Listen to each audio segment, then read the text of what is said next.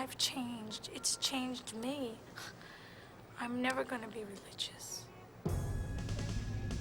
That look. Oh yeah.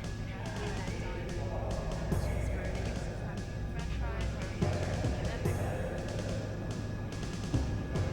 ketchup. Oh my God.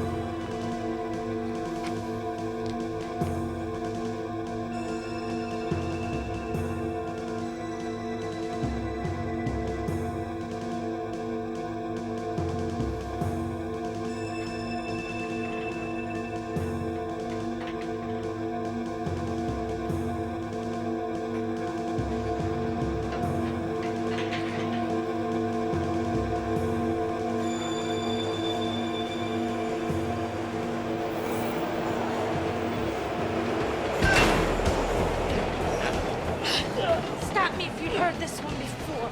You have the right to remain silent, but not be a molester. You have the right to an attorney, hopefully a bad one. Anything you say can and will be used against you. You have the right to be bitch slapped in a prison cell by a big ugly guy who's been waiting a long time for a wife like you. And you don't understand any of these rights, 'cause I have explained them to you. Tough shit. If you're not careful, Sheila, he may file a grievance with the Perverts and Molesters Union.